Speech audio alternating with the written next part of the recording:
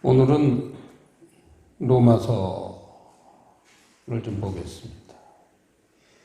오늘 본문으로 택한 부분의 내용은 방금 함께 보셨듯이 이방인과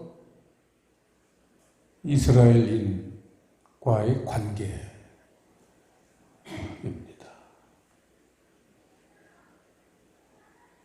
방금 읽어보신 게 좀 이 바울 서신이 좀 논리적이기 때문에 좀 쉽지 않습니다.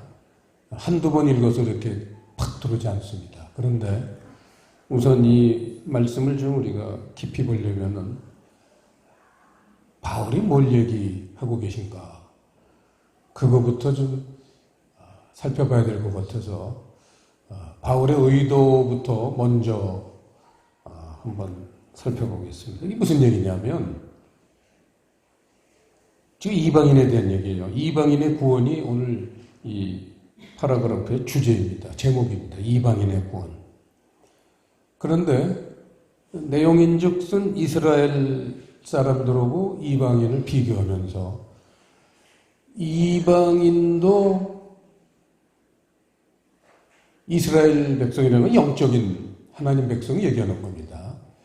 이방인도 이스라엘인이 될 수 있고 또 역으로 하나님의 백성이라고 큰 소리 치는 이스라엘도 이방인이 될 수 있다 그 얘기예요. 그게 상관관계예요. 그러니까 오늘날 우리 교회 다니는 사람 또 특히 이 로마서는 우리가 잘 알지만 로마는 그 당시에 세계를 지배하던 그러한 나라이기 때문에 그러한 나라의 수도가 로마였죠.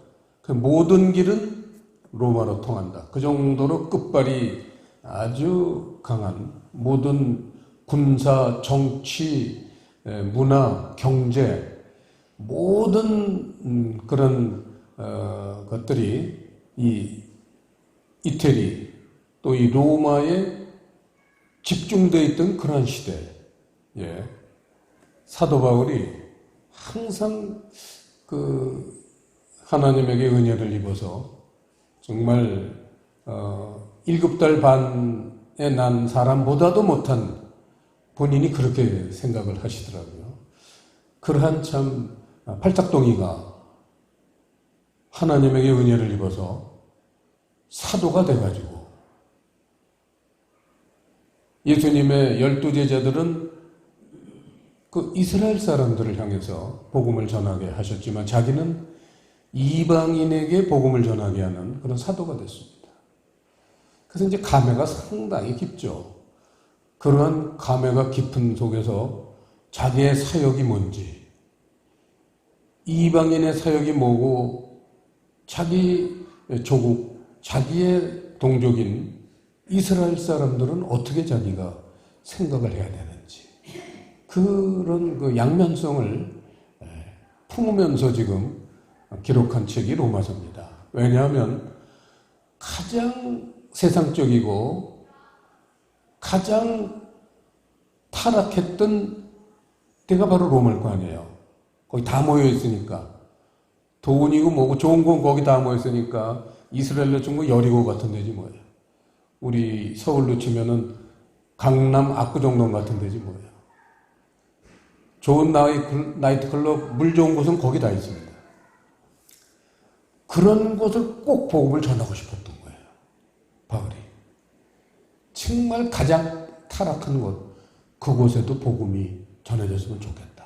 그러한 그 마음에 깊은 소망이 있어서 항상 바울은 로마에 한번 복음을 전하라 가야겠다. 이런 마음을 먹었어요. 근데 결국은 죄인의 몸이 돼서 죄수의 몸이 돼서 쇠고랑을 차고 로마의 감옥에를 가게 됐어요. 그래서 소원 성취가 됐어요. 그래서 로마에 가가지고 감옥에서 복음을 전했습니다. 그게 로마서예요. 이 사도 바울이 이 로마 사람들 가장 이방인 중에서도 가장 이방인, 하나님하고 가장 거리가 먼 그런 사람들에게 이 복음을 전하는 얘기가 로마서입니다. 로마서 10장부터 우선 보면요. 10장을 한번 보시죠. 1절 형제들아 내 마음에 원하는 바와 하나님께 구하는 바는 이스라엘을 위함이니 곧 저희로 구원을 얻게 함이라. 아무래도 바울은 예수님의 복음의 본거지인 이스라엘의 구원, 그거를 얼마나 바랐겠습니까? 예수님도 이스라엘을 벗어나신 적이 없어요. 물론 이제 여리고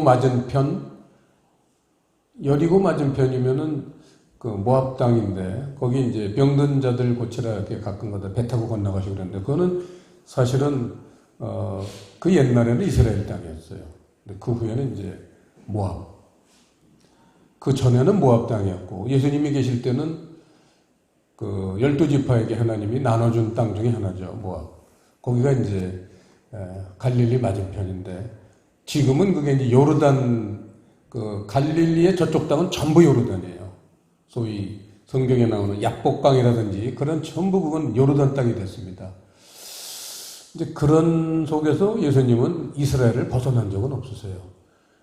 항상 이스라엘의 복음을 그렇게 노력하셨고 일생을 이스라엘을 위해서 바치셨습니다.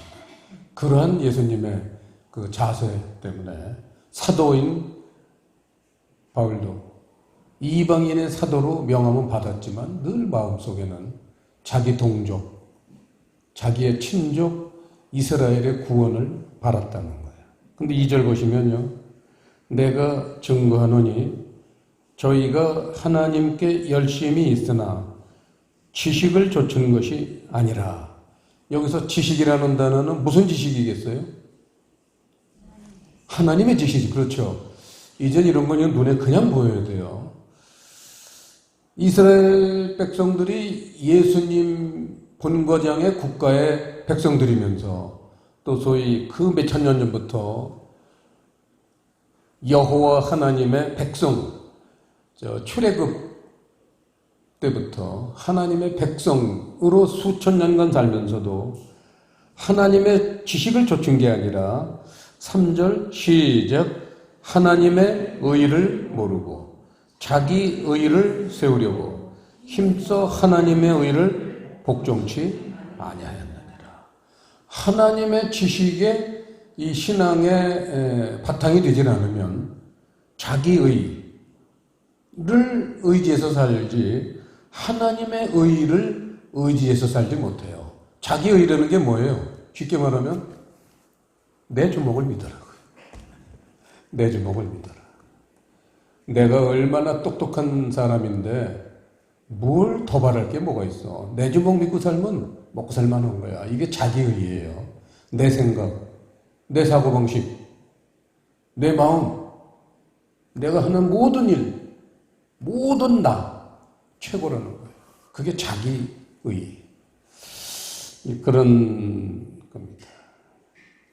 그걸 이제 5절에서는 좀 더 세련되게 이제 바울이 접근하는데 그 자기의 하나님의 의를 5절 6절에서 이제 뭐라고 해요? 5절에서는 모세가 기록하되 율법으로 말미암는 의를 행하는 사람은 그 의로 살리라 하였거니와.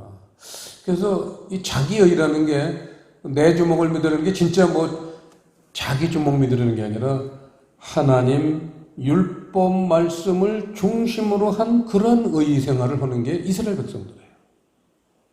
그러면 완벽하다고 생각할 수 있잖아요. 그래서 이스라엘의 바리새인이라든지 사두개인이라든지 서기관이라든지 종교 지도자들이라든지 예수님 당시에 그 믿는 이스라엘 백성들은 전부 율법을 정말 중요하게 여기고 따르는 사람들이었기 때문에 그걸 여기서는 이제 자기의이다 그렇게 자기도 그랬거든. 바울도 둘째 가라면 서러울 정도로 율법에는 대가였어요. 그 바울 서신에 그런 게 나오죠. 내가 누구한테도 율법에 대해서는 뒤지지 않는다. 이제 그런 내가 미련하게 내 자랑을 잠깐 하겠습니다 하고 자기 자랑 하잖아요. 유대인이요, 유대인 중에 유대인이다. 히브리인이요, 히브리인 중에 히브리인이다. 이제 그렇게 자기 자랑을 하면서 그 율법으로는 자기가 최고다. 이제 그런 자랑을 갖고 살던 사람이에요. 그런데 뭔가 꺾여야 돼요. 신앙생활은 한번 꼭 꺾여야 됩니다. 이게 꺾이지 않으면 이게 그냥 있는 거예요. 이스라엘 백성처럼. 하나님의 백성이라고 큰 소리 빵빵 치고 사는데 하나님으로부터는 뭔가 멀어져 있어요. 왜냐하면 율법으로 사는 사람들은요, 하나님하고 굉장히 가까운 것 같지만 실제로는 멀어 있습니다. 오늘날 우리 교회 다니는 사람도 이 부분을 생각해 봐야 돼요. 내가 하나님으로부터 멀어 있느냐, 가까이 있느냐. 가까이 있는 걸 뭐라 그래요? 이스라엘 백성이라고 하는 거예요. 영적 이스라엘. 멀리 있는 걸 뭐라 그래요? 그게 이방인이라는 거예요. 무슨 이방인하고 이스라엘인이 무슨 역사적이나 뭐 혈통적이나 민족적으로 차별이 있는 게 아니에요. 우리 마음에 하나님과 나 사이의 거리, 그게 이방인이 될 수도 있고 이스라엘인이 될 수도 있는 거예요. 얼마나 정확하게 바울은 찝어봅니까? 구렁이 담 넘어가듯이 내가 교회를 몇십 년 다녔으니까 누가 뭐래도 나는 이스라엘이냐. 나는 절대 이방인이 될 수 없어. 이렇게 생각하면서 이 설교를 만에 듣는 분이 계시다면 오늘 이 말씀을 한번 깊이 생각해 봐야 될 겁니다. 자, 그 8절에 보시면요.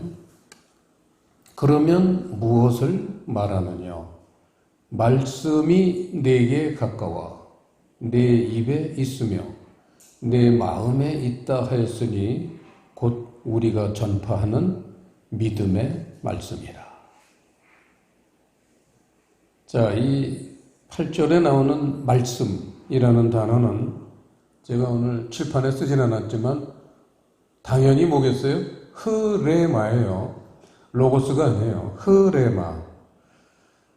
흐레마. 말씀은 말씀인데 영적인 가르침. 그게 흐레마죠. 영적인 가르침이 내게 가까워 내 입에 있으며 내 마음에 있다 하였으니 곧 우리가 전파하는 믿음의 말씀이라의 믿음의도 이 믿음도 흐레마예요. 영적인 가르침의 말씀이라. 이게 결국은 로마서 10장은 구원의 원리에 대해서 가르치는 성경에서 최고의 첫째에 올려놔야 되는 구원의 가르침 중에 가장 첫째의 가르침이 로마서 10장 가르침입니다. 그 결론이 17절, 우리가 잘 알잖아요. 17절 시작. 그러므로 믿음은 들음에서 나며 들음은 그리스도의 말씀으로 말미암았느니라. 여기서 그리스도의 말씀이라는 단어도 흐레마예요. 그러니까 로마서 10장 구원의 도리는 흐레마라는 말씀으로 우리가 구원을 받는 거다.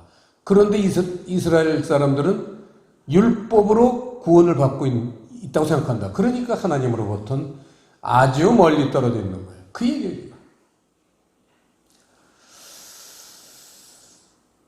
근데 사람들은 이제 9절, 이걸 주로 이제 구원의 결정적인 증거라고 얘기를 하죠. 네가 만일 내 입으로 예수를 주로 시인하며 또 하나님께서 그를 죽은 자 가운데서 살리신 것을 내 마음에 믿으면 구원을 얻으리니 사람이 마음으로 믿어 의에 이르고 입으로 시인하여 구원에 이르느니라.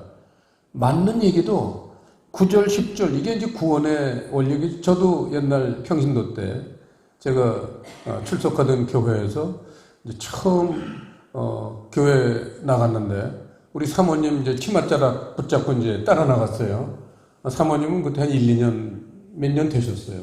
그러니까 저는 이제 우리 아들, 딸이 그때 어렸을 때인데 8살, 10살 때 제가 이제 해외에서 완전 귀국을 했으니까 6년 만에 8살 때 10살, 2살, 4살 때 제가 해외를 나가서 1년에 한 일주일씩 이제 휴가를 오다가 이제 8살, 6년 지난 다음에 8살, 10살 됐을 때 제가 완전 귀국을 했는데 해외 나가서 제가 사우디아라비아에서 이제 그 담맘이라고 페르시아만에 한 15분 거리이기 때문에 이제 바다 낚시를 취미로 이제 하게 됐어요. 돈 안 들고 그냥 가면 물반 고기반 감성돔을 그냥 한두 시간만 잡으면 한 40마리를 잡고 그렇게 정말 그 낚시를 많이 취미를 붙여서 귀국해가지고도 매일 온 가족 데리고 이제 일요일 날 낚시를 다녔습니다. 우리 사모님도 이제 교회를 다녔고 우리 자녀들도 전부 그때 그 집 앞에 있는 감리교회 아주 훌륭한 교회예요. 목사님 훌륭하시고 그 전부 교회 다니는 사람 전부 이제 강제로 오래간만에 이제 가족 만났다고 강제로 이제 차에다 태우고 낚시 다녔어요. 그렇게 이제 몇 달을 낚시를 다녔어요. 주일마다. 그러니까 가족들이 전부 교회를 몇 달을 빠진 거죠. 근데 하루는 그 아들하고 딸이 뒷좌석에 앉아서 수달 떨다가 그런 얘기를 하는 거예요. 둘이, 야, 오늘도 그 성가대 친구들이 우리를 꽤 기다리겠다. 딱 그러는 거예요. 그 순간 자녀들의 인격이 내 앞에 탁 다가온 거예요. 아, 내가 아버지라는 그 끝발로 그냥 온 가족을 강제로 낚시를 다니는 거, 이게 남에게는 큰 피해를 주고 있구나. 그걸 느낀 거예요. 나는 그냥 순수한 마음으로 너무 오래 떨어져가지고 너무 우리 자녀들이 저 아빠를 정말 좋아했었습니다. 그렇게 좋아했었는데, 그러니까 나는 한 시간이라도 가까이 있고 싶어서 낚시 다니고 뭐 그렇게 다녔어요. 그게 이제 가족을 위한 게 그런 길인 줄 알았는데, 둘이 그 얘기를 하는 걸 듣고, 아참, 내가 그 쟤네들의 그런 삶을 제대로 살피지 못했구나. 이런 이제 큰 그 잘못을 느끼고, 그래서 이제 우리 사모님한테 내가 그 교회 좀 다녀도 되겠냐고 물어봤어요. 그랬더니 제가 굉장히 자존심이 강한 사람입니다. 보통 사람의 자존심은 저의 근처도 못 와요. 그만큼 제가 굉장히 자존심이 강하고 겉으로는 정말 유하고 온순하고 점잖은 사람이지만 이 속에는 아주 자존심과 교만이 하늘을 찌르던 사람이에요. 둘째 가려면 서러웠습니다. 정말 제가 자존심이 강했습니다. 근데 우리 사모님이 저보고 교회 다니자는 말을 한 번도 안 했어요. 그때 만약에 저보고 교회 다니자고 그랬으면 지금까지도 교회 안 다녔을 것 같아요. 그만큼 저는 자존심이 강합니다. 근데 한 번도 교회 다니자는 말 안 하시는데 얼굴을 보면 내가 모르는 신비스러운 세계의 여인이야. 연애를 5년이나 하고 애를 둘까지 낳을 정도로 결혼생활 했는데 모를 게 없는데 알 거 모를 거 다 아는데 그 얼굴에 신비로운 세계가 있는 거예요. 자, 그게 뭘까? 물음표를 갖다가 우리 자녀들 둘이 뒤에서 성가대 친구들이 우리 안 온다고 기다리겠다. 그 말 때문에 제가 그 신비의 핵심을 이제 파악한 거 이거구나. 이게 교회가 이런 곳이구나. 그래서 이제 사모님 치맛자락을 잡고 교회를 출석했습니다. 교회를 나갔더니 그냥 목사님이 설교를 하시는데 처음부터 끝까지 그냥 얼마나 달기똥 같은 눈물이 떨어지는지요. 제 손수건 펑 졌고 우리 사모님 손수건 펑 졌고 수건 2개를 완전히 적시고야 설교가 끝나시더라고요. 딱 끝나니까 이제 예수님을 영접할 사람 일어나라고 그래요. 소위 결신 시간에 일어났어요. 그랬더니 이제 이거 9절, 10절 따라한 거예요. 그 이제 9절, 10절 따라했어요.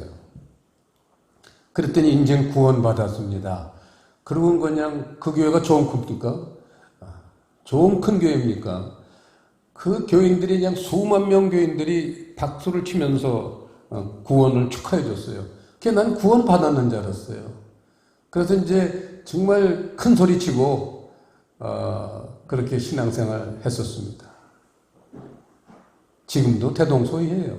뭐 세월이 조금 지났지만 지금도 이거 두 개 받아들이면 구원받은 거로 생각하는 사람이 아주 많습니다. 그런데 사실 하나님의 나라를 깊이 들여다보니까 여기서 말씀이라는 게 말씀을 믿는 얘기인데 그 말씀이 그냥 기록된 말씀, 율법 말씀 갖고는 안 된다는 거죠. 그 율법 말씀 속에는 영적인 가르침이 들어있는데 그거를 캐내야 되는 거죠. 그래서 그 영적인 가르침이 우리를 하나님이 원하시는 그러한 생각과 마음과 뜻을 가진 사람으로 변화를 시키는데 그걸 우리는 거듭난다 합니다.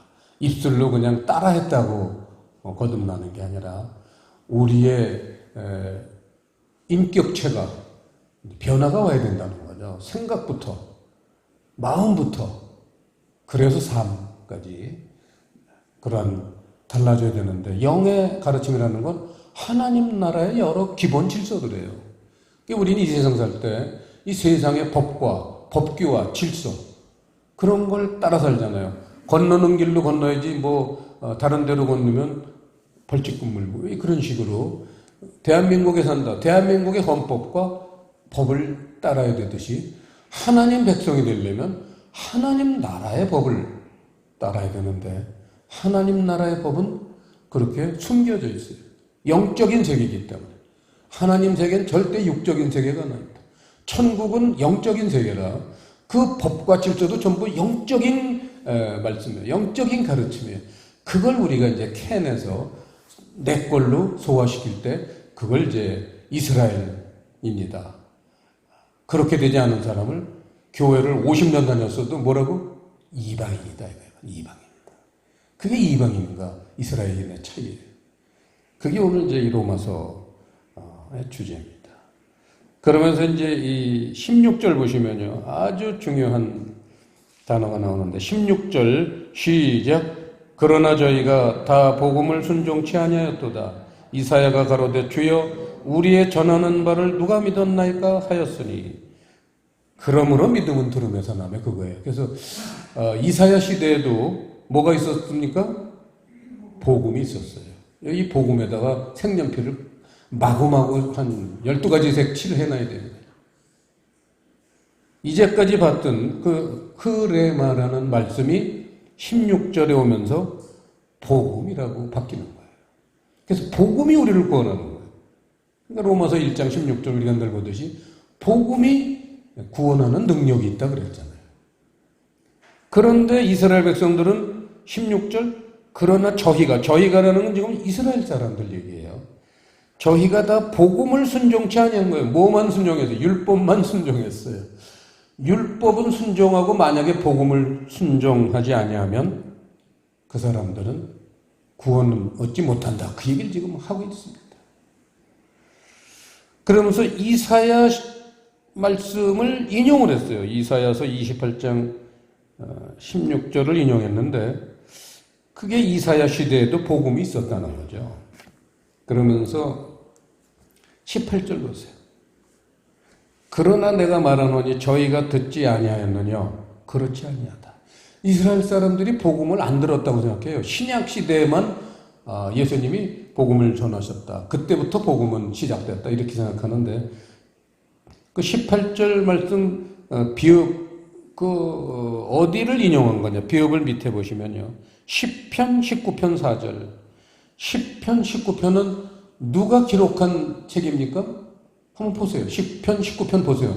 누가 기록한 책인가? 먼저 찾으시는 분부터 말씀하세요. 자, 누구죠? 19편 저자가? 다윗이에요. 예수님 오시기 1000년 전에 계셨던 분입니다. 다윗 시대에도 뭐예요? 그 비읍을 읽어봅시다. 이제 18절 시작. 그 소리가 온 땅에 퍼졌고 그 말씀이 땅끝까지 이르렀도다 하였느니 이게 다윗이 말씀하는 고백인데 여기서 그 말씀이 흐레마예요. 복음이라는 거예요. 복음은 아브라함 시대에도 전해졌고, 이사야 시대, 다윗 시대, 또 19절 보세요. 그러나 내가 말하노니 이스라엘이 알지 못하였느냐? 먼저 모세가 이르되, 모세가 출애굽되잖아요. 왜냐면 뭐 출애굽 때도 당연히 복음이 있었죠. 그러나 내가 말하노니 이스라엘이 알지 못하느냐? 먼저 모세가 이르되 내가 백성 아닌 자로서 너희를 시기나게 하며 미련한 백성으로서 너희를 노엽게 하리라 하였고, 그렇게 그 로마서가 이 복음의 역사성을 쭉 설명해 가면서 오늘 본문이 시작합니다. 13절, 내가 이방인인 너희에게, 로마 사람들이 이방인이잖아요. 그래서 이제 로마서는 이방인에게 쓴 글이에요. 그래서 이제 내가 이방인인 너희에게, 너희라는 건 로마에 사는 그리스도인들이에요. 로마에 사는 그리스도인들이에요. 로마서 1장을 한번 보세요. 그 편지를 쓴 대상이 누구냐? 로마서 1장을 보시면요. 1장 1절, 예수 그리스도의 종 바울은 사도로 부르심을 받아 하나님의 복음을 위하여 택정함을 입었더니, 이 복음이잖아요. 복음 말고는 성경이 없는 거예요. 2절, 이 복음은 하나님이 선지자들로 말미암아 그의 아들에 관하여 성경에 미리 약속하신 것이라. 이 아들로 말하면 육신으로는 다윗을 통해서 나셨고 성결의 영으로는 죽은 가운데서 부활하여 능력으로 하나님의 아들로 인정되셨으니 곧 우리 주 예수 그리스도시니라. 그로 말미암아 우리가 은혜와 사대의 직분을 받아 그 이름을 위하여 모든 이방인 중에서 믿어 순종케 하나니 너희도 그들 중에 있어. 이 너희라는 건 로마에 믿는 사람들 얘기예요. 7절, 로마에 있어 하나님의 사랑하심을 입고 성도로 부르심을 입은 모든 자에게, 그거잖아요. 이게 로마서의 수신이에요. 그 최고의 이방인인, 정말 물 좋은 잘 나가는 당시의 로마, 그 로마에서 겸손하게 예수님을 영접하고 복음을 받아들인 사람들이 있어요. 정말 그 사람들은 많지는 않았겠지만 정말 축복받은 사람들입니다. 그래서 그분들을 샘플로 지금 누구를 공격하는 거예요? 이스라엘 사람들을 공격하는 거예요. 예수님이 목숨까지 바치시면서 복음을 전했고 그 제자들도 전부 순교를 당하면서 복음을 전한 그 이스라엘 백성들은 안 믿고 있어요. 복음을. 지금까지도 안 믿고 있습니다. 그러니까 바울이 얼마나 열받겠어요. 그래서 모쪼록 너희로 시기나게 하기 위해서 이방인들을 켜주는 거예요. 지금 이 스토리가. 자, 14절 보세요. 11장 14절. 이는 곧 내 고륙을 아무쪼록 시기케 하여 저희 중에서 얼마를 구원하려 함이라. 이게 지금 로마서를 쓰는 사실 목적이에요. 그러면서 16절 보시면 제사하는 처음 익은 곡식가루가 거룩한 즉 떡덩이도 그러하고 뿌리가 그러한 즉 가지도 그러하니라. 17절 시작. 또한 가지 얼마가 꺾여졌는데 돌 감람나무인 내가 그들 중에 접붙임이 되어 참 감람나무 뿌리의 진액을 함께 받는 자 되었은즉. 이 16절 17절이 오늘 이제 말씀의 주제입니다. 그래서 이 17절 돌감람나무, 참감람나무 얘기가 나옵니다. 접붙임 얘기가 나오는데 저희도 금년 봄에 4월 달에 그렇게 저는 감이 열려있는 게 그렇게 소원이에요. 너무 아름다워, 희한하게. 옛날에 내장산 갔을 때도 케이블카를 타고 이렇게 올라가는데 그 내장산에 누가 감 따라 다니겠어요? 그냥 가을에 그냥 감나무에 그냥 감들이 수백 개씩 주렁주렁 달려있어요. 그 내장산 안에. 입산 금지일지도 모르겠어요. 그럴 것 같아요. 잠깐 얼마나 아름다운지. 그래서 이제 저희 교회도 해마다 봄이면은 감나무를 한 10그루씩 계속 심었습니다. 10여 년을. 다 죽었어요. 왜 죽는지를 몰랐는데 요번에 이제 나무를 사러 가서 나무 파는 이제 전문가들한테 물어봤더니 김포 지역은 기온이 좀 추운 지역이라 한 가지 감나무 종을 사야지만 그게 자란대요. 죽지 않고. 그게 강화, 장준감이에요. 그래서 그걸 5그루를 우선 시험 삼아 5그루만 심어보자. 그래서 심었습니다.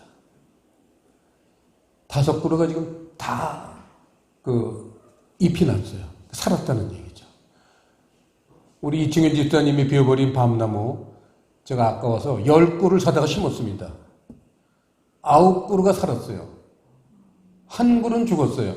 늘 그게 마음이 아팠어요. 어저께 올라가 보니까 죽었던 1그루도 저 밑에 순이 나오더라고요. 다 살았어요. 근데 그 감나무가요, 제가 심을 때 보니까 접붙임을 한 감이에요. 이렇게 이제 나무가 있으면 제일 가운데 굵은 가지를 이렇게 사선으로 칼로 자르고 거기다가 그게 무슨 나무냐? 고엽나무예요. 성경에서 지금 이제 돌감람나무 얘기를 지금 비유해 놓은 거예요. 우리 감나무로.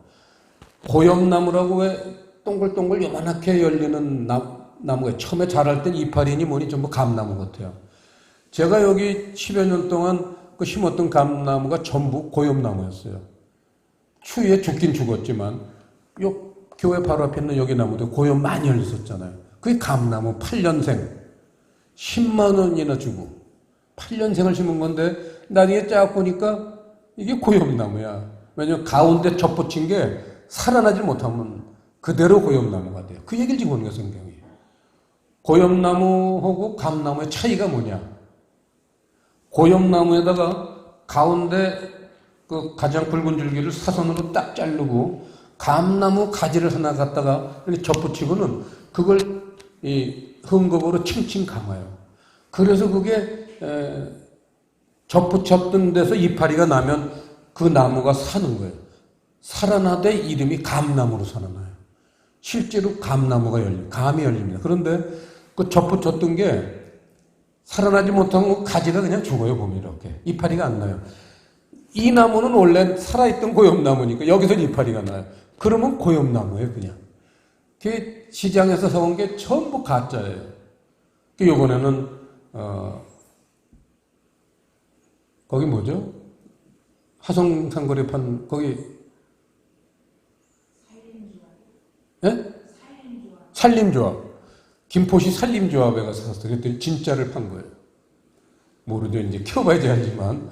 그게 이제 산림조합에서 5그루를 사다가 심었는데, 가운데 이렇게 접붙인 게 있더라고요, 다. 전부 그 돌감람나무를 사다가 이제 감람나무 가지 하나만 접붙여서 살아나면 그게 감람나무가 된다. 이제 그 얘기를 하는 건데, 그러면 돌감람나무가 참 감람나무가 되는 그 가장 이유가 뭐냐? 그게 17절에 뭐라고 그랬어요?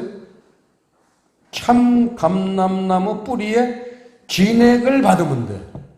이게 오늘 말씀의 주제예요. 참 감람나무, 참 하나님의 백성. 감람나무는 참 하나님의 백성이니까. 그래서 진액이 뭐냐? 참 하나님 백성의 그 DNA가 뭐냐? 진액. DNA가 뭐냐? 그걸 16절에서 제사하는 처음 익은 곡식가루. 이거 밑줄을 치시고요. 저버리세요, 이거 순 엉터리 번역. 가장 엉터리로 번역한 것 중에 하나가 이게 제사하는 처음 익은 곡식가루. 이런 게 성경에 없어요. 근데 이분들이 의역을 한 거예요. 왜냐면 밑에 뭐라고 그랬어요? 제사하는 처음 익은 곡식가루가 거룩한 즉 떡덩이도 그러하고. 떡을 만들려면은 곡식가루가 먼저 있어야 될 거 아니에요? 이 양반들이 짱굴 돌린 거예요. 성경을 번역하시는 분들이.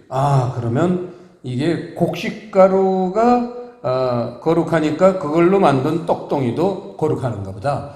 그래서 이제 곡식가루, 제사하는 처음 익은 곡식가루라고 이렇게 이제 멋대로 그냥 해놨는데, 칠판을 보시면요. 아파르케. 이 단어를 그렇게 길게 번역을 했더라고요. 처음 제사하는 처음 익은 곡식가루. 이렇게 아주 그냥 연애편지를 썼어요. 아파르케를 그렇게 번역했어요. 아파르케가 거룩한 죽, 떡동이도 그러하고 뿌리가 그러한 죽, 가지도 그러다. 그래서 아파르케를 뿌리라고 하고 떡동이를 가지라고 얘기한 거예요. 그게 원감남나무, 돌감남나무. 이제 그 얘기를 그렇게 하고 있습니다. 그게 무슨 얘기냐? 나무의 뿌리, 그 근본이죠. 근본이 거룩해야지. 그 떡동이, 삶도 이제 거룩해진다. 이제 그런 얘기인데, 가지는 삶이겠죠. 열매니까 삶이죠. 그런데, 그럼 이게 원어 아파르케의 뜻이 뭐냐? 거기다, 계시록 14장 4절, 또, 야고보서 1장 18절. 이게 두 군데 이 아파르케라는 단어가 사용됐습니다. 그래서 두 군데를 다 찾아보겠습니다. 계시록 14장 4절. 14장 4절 시작. 이 사람들은 여자로 더불어 더럽히지 아니하고 정절이 있는 자라. 어린 양이 어디로 인도하든지 따라가는 자며 사람 가운데서 구속을 받아 처음 익은 열매로 하나님과 어린 양에게 속한 자들이니 그 입에는 거짓말이 없고 흠이 없는 자들이더라. 여기서 4절에 처음 익은 열매. 이게 아파르케예요. 킹제임스는 first fruit. 정확한 번역이죠. first fruit. 처음 열매. 그 다음에 야고보서 1장 18절 보시겠습니다. 여기가 더 정확하게 번역이 되어 있습니다. 야고보서 1장 18절. 우리가 너무나 잘 아는, 성경에서는 절대 잊으면 안 되는 몇 군데 말씀이잖아요. 출애굽기 34장 7절, 요한복음 6장 63절, 고린도 후서 3장 6절. 절대 잊으면 안 되는 말씀 중에 하나가 야고보서 1장 18절, 베드로 전서 1장 22절. 이런 말씀들은 죽으면 죽었지 잊으면 안 되는 말씀이에요. 내 이름은 잊어버릴지라도 이 말씀은 잊으면 안 돼요. 내 이름은 잊어도 천국 갑니다. 이 말씀은 기억을 해야지 천국 갑니다. 자, 야고보서 1장 18절 시작. 그가 그 조물 중에 우리로 한 첫 열매가 되게 하시려고 자기의 뜻을 좇아 진리의 말씀으로 우리를 낳으셨느니라. 여기서 첫 열매라는 게 아파르케입니다. 그 야고보서 1장 18절에서는 이 첫 열매가 뭔지를 또 우리에게 해설을 해놨기 때문에 아주 귀한 책입니다. 진리의 말씀으로 우리를 낳으셨느니라. 이거예요. 진리의 말씀으로 낳은 열매. 그걸 첫 열매. 왜냐하면 첫이라는 거는 첫 번째라는 뜻이 아니라 가장 중요한. 사람이 살면서 많은 열매를 맺고 살지만 이 가장 중요한 열매, 그게 첫 열매라고 표현하지만 그건 처음이 아니라 가장 중요한이라는 뜻이에요. 그러니까 이게 16절, 17절을 연합해보면 본문으로 돌아가서 첫 열매가 참 감람나무 뿌리의 진액이라는 거예요. 엑기스라는 거예요. 근본이라는 거예요. 뭐가? 진리의 말씀으로 우리가 열매를 맺는 것. 이게 지금 이방인이냐 하나님의 백성인 이스라엘인이냐를 구별하는 기준점이 된다는 거예요. 그 얘기를 지금 하고 있어요. 그래서 18절 보시면요. 이방인들이 접붙임을 해가지고 참 감람나무 뿌리의 진액을 함께 받는 자 되었다 하더라도 18절 보시면요. 그 가지들을 향하여, 이스라엘 사람들을 향하여 그 얘기죠. 그 가지들을 향하여 자긍하지 말라. 자긍할지라도 네가 뿌리를 보존하는 것이 아니요 뿌리가 너를 보존하는 것이기 때문에 껍적거리지 말아라.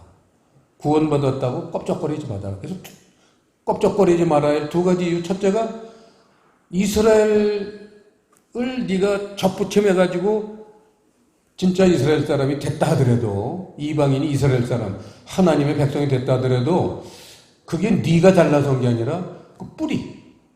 하나님이 그러한 진액을 올려보냈기 때문에 네가 하나님 백성이 됐다. 그게 첫 번째 이유고, 두 번째, 또 왜 껍적거리면 안 되느냐? 두 번째 이유가 오늘 읽어봤지만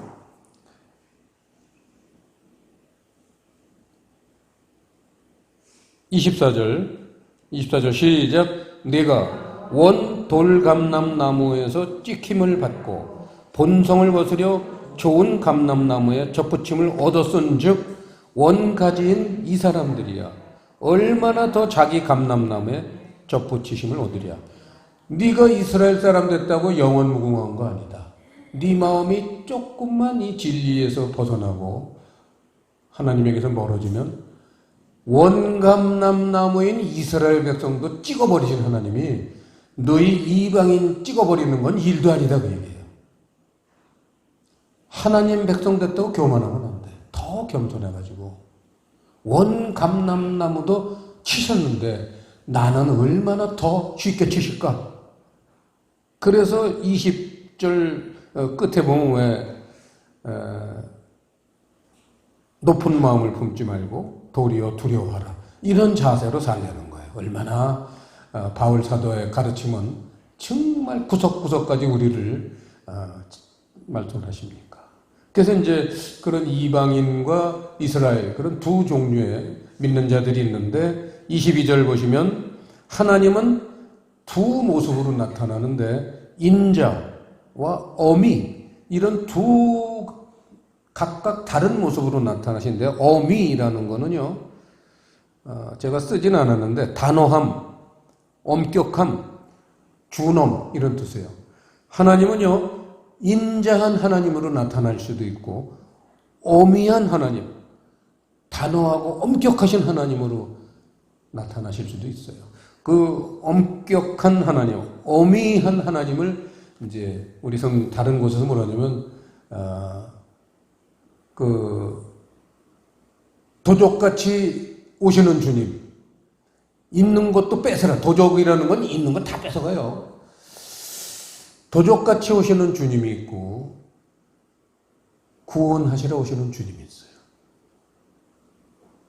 참 감람나무, 참 하나님의 백성은 구원하시러 오세요. 그런데 아무리 교회를 오래 다니건 뭐 직분이 뭐건 이런 거 관계없이 돌감람나무처럼 살면 하나님의 뿌리로부터 진액을 받지 못하는 복음으로 영양분을 키우지 못하는 그러한 사람들은 어미하신 하나님을 만나게 된다는 거예요. 도적같이 임하시는 주님을 만나니까 결코 그 삶이 종말에 주님 앞으로 나가지 못하는 거죠. 이게 오늘 로마서 11장 주는 우리에게 격려이면서 또 경고의 말씀입니다. 기도하시겠습니다.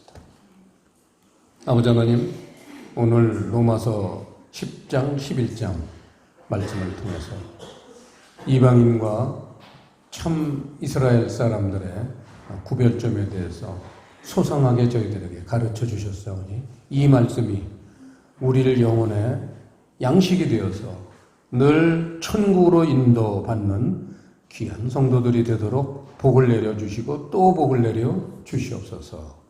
감사를 드리오며 예수님 이름으로 기도드리옵나이다.